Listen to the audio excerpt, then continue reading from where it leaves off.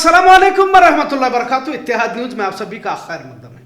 हर बात को हिंदू मुस्लिम रंग देने की कोशिश की जा रही है, इसे अब अलग से बोलने की जरूरत नहीं है। फिलहाल गोरक्षकों की बढ़ती कार्रवाई कसाब बरादरी के लिए तकलीफ का बाज बन रही है।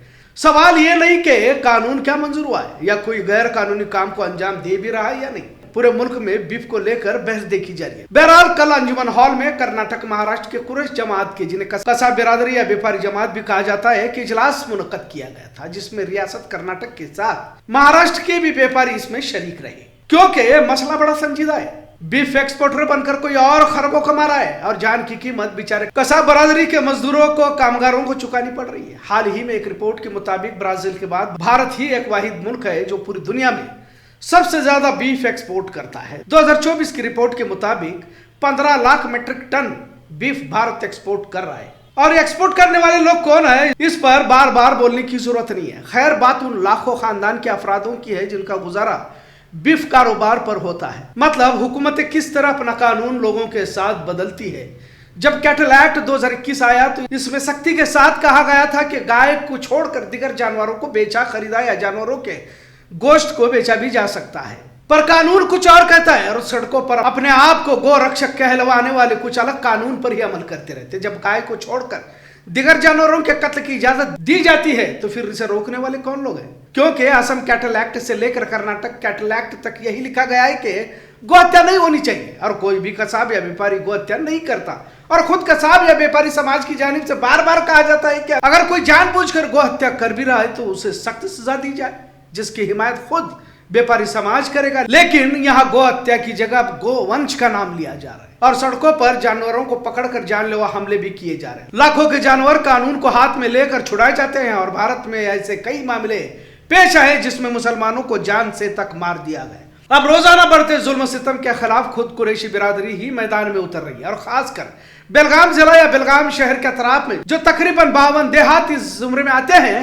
बढ़ती जुल्म ज्यादती के बाद अब कुरैश बिरादरी की जानिब से मीटिंग तलब फरमाकर फैसला लिया जाने वाला है। मतलब जानवरों को लाखों में खरीदने के बाद सड़कों पर गोरक्षा के नाम पर कोई भी कानून को हाथ में लेकर रुपया भी गया, फिर जान भी खतरे में, लाखों की गाड़ियां भी आपके हवाले की जाती है। महाराष्ट्र में तो भाजपा की हुकूमत है, पर कर्नाटक में बढ़ती वारदातें अब सोचने पर मजबूर जरूर कर रही है। उमूमन गोवा को बीफ सप्लाई की बात कही जाती है और ज्यादातर बेलगाम से भी जाने की बात कही जाती है। कुछ जगहों पर रुपया दे लेकर मामले को रफा दफा किया जाता है। लेकिन अब यह भी कहा जा रहा है कि जब कानूनी तौर पर गलत न होने पर रुपया क्यों कर इन गोरक्षकों को दिया जाए। आखिर कर्नाटक में कसाब बिरादरी के लिए कोई इंसाफ है या नहीं, इस तरह की बात अंजुमन हॉल में हाल ही में हुई मीटिंग में की गई। साथ में कुछ लोगों ने यह भी मशवरा दिया कि बीफ के कारोबार को कुछ महीने बंद भी किया जाए तो उन किसानों को भी सबक सिखाया जा सकता है जो बाजारों में जानवर बेचने के बाद हिंदुत्व तंजीमों को जानबूझकर इत्तला दी जाती है, ताकि दरमियान में ही गाड़ी को रोककर जानवरों को फिर गोरक्षा के नाम पर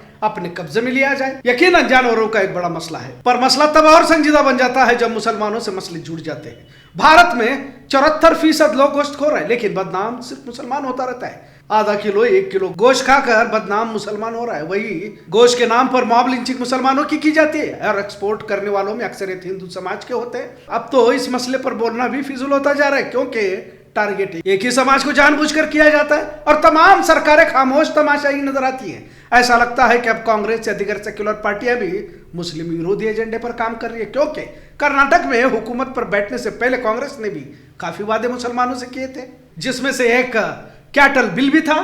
पर अब भाजपा या कांग्रेस हुकूमत किसी की भी हो, आजमाइश से तो मुसलमानों को ही गुजरना पड़ता है। आखिर इसके पीछे हुकूमतों का मंशा क्या है? क्या तमाम बीफ को एक्सपोर्ट ही करने का इरादा है? अगर बीफ से इतनी तकलीफ है तो 5 स्टार होटलों में क्यों बीफ परोसा जाता है? कानून महाराष्ट्र में एक और गोवा में अलग क्यों?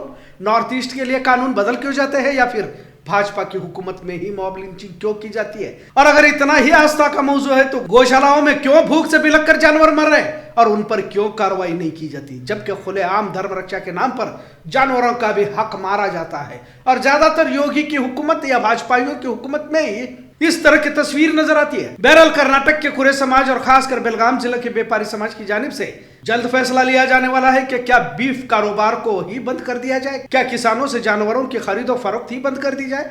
पर जो भी हो, हुकूमत को इस पर संजीदगी से सोचना होगा, क्योंकि लाखों परिवारों के रोज रोटी का मसला है। वैसे मुसलमानों के तो बहुत सारे मसाइल हैं, पर गोश्त खाना बंद हुआ तो ये कौम ज्यादा जरूर परेशान होगी। लेकिन अब महाराष्ट्र में बीफ पर पाबंदी लगा दी गई है। अगर कर्नाटक में भी यही मामला पेश आता है तो क्या वाकई हुकूमत इस पर सोचने पर मजबूर होगी, या फिर दीगर मुसलमानों के मसाइल को नजरअंदाज जिस तरह से कर रही है इसी तरह इस मसले को भी नजरअंदाज करेगी। कुरैश बिरादरान को भी चाहिए कि फैसला सोच समझ कर करे, क्योंकि लाखों लोगों की रोजी के साथ साथ कौमी मसला भी है। और फिलहाल हुकूमत मुसलमानों के हक में फैसला लेने के मूड में तो नजर नहीं आ रही, ये भी उतना ही सच है। आज का मौजूद कैसा लगा इस पर जरूर कमेंट करें। इत्तेहाद देखने के लिए शुक्रिया। अल्लाह हाफिज। ये कुरैश ऐसा नहीं है कि गोश्त बेचने वाला हर कोई कुरैशी है, नहीं मेरे भाई, नहीं। इसकी आप तारीफ अगर उठा कर देखेंगे तो आपको जो है नबी तक पहुंचा देंगे सल्लल्लाहु अलैहि वसल्लम। ये बहुत बड़ी बात है। आप जो है तारीख के पन्नों में आपकी तारीख लिखी गई है। आप इस तरीके से अपने आप को हलाक नहीं कर सकते, बर्बाद नहीं कर सकते। अकेला रहे अगर तो बिखर जाएगा कारवां, जो साथ चले वही पाएगा आसमां। मिलकर रहे। महाराष्ट्र वाले हैं और जो है सांगली से आए हैं, ये आपके सामने बात पेश करें।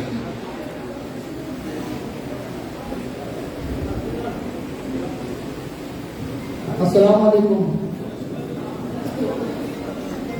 भैंसों की कार्यवाही कर्नाटक में जो जाती है शोलापुर पलटन वगैरह, तो गाड़ियों को परमिट, डॉक्टर की सर्टिफिकेट और बाजार की पावती, गाड़ी वाले का परमिट फिटनेस पूरा रहता है, गाड़ी पकड़ी जाती है। गाड़ी पकड़ के पुलिस स्टेशन पे लिया जाता है।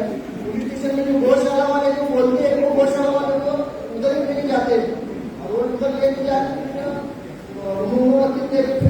आपस करके ये करते।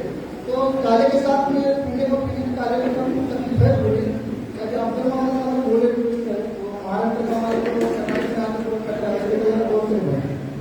सब जने अपने अपनी राय दे दे, और हमें क्या चाहते हैं कि फैसला इधर क्या भी अच्छा हो। तो महाराष्ट्र में हमारे पास क्या बंद करो तुम लोग अपना बोले सुने अभी तक ये तुम्हें ये अपना अपना बोले थे, ये अपना जो ऐसा परेशानी है तुम्हें अपना साथ दे को करो लो, वो कंपनी से साथ देना हमें मत की बात करो खाली, तो उसका फैसला हमें करना है।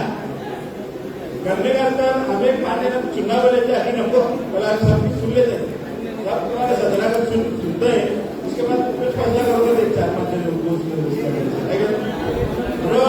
और महाराष्ट्र वाले क्या बोल रहे हैं, हमारा जो तकलीफ है वहाँ का माल यहाँ नहीं आना, उसका रास्ता काटो, दूसरा क्या नहीं बोल रहे।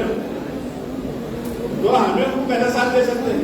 बॉर्डर को जो हमारे गवाह है कुर्सी डिब्बानी ये चिकोड़ी, तो क्या भी बच्चे गिला गिला जो आ रहा है वो बंद करो बोल रहे, और जो फैक्ट्रिया डालने का है वो उसमें हमारा साथ दो। तो अपने अपनी राय जो सब जने कैसा करना है उसके ऊपर फैसला करेंगे, बराबर है।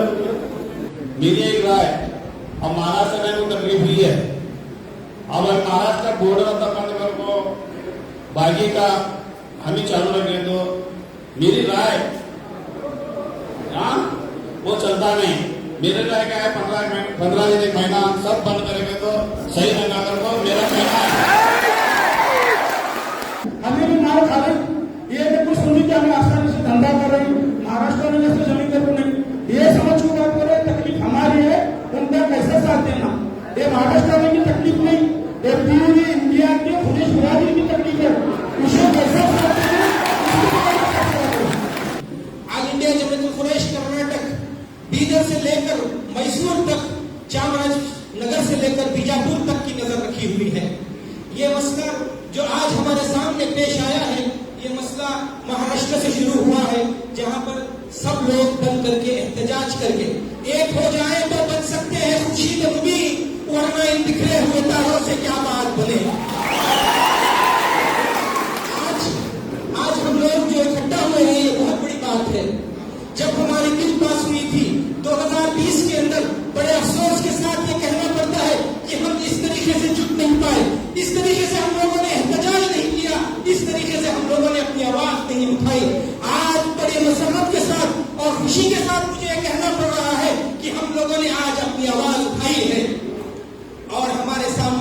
हमारी बहुत नजदीक है। अब ये जो मसला हमारे सामने खड़ा हुआ है कि जो 30 पर 3 डिस्ट्रिक्ट है पूरे कर्नाटक के अंदर, 4 डिस्ट्रिक्ट बीजापुर, बीदर, गुलबर्गा और बेलगाम जो है बॉर्डर के पास आ रहे हैं। 30 पर 3 डिस्ट्रिक्ट में सिर्फ 4 डिस्ट्रिक्ट महाराष्ट्र के बॉर्डर पर पास हो रहे हैं। बचत के डिस्ट्रिक्ट जो है आंध्रा के बॉर्डर पे या तो तमिलनाडु के बॉर्डर पे या तो केरला का बॉर्डर टच होता है। तो हमें आज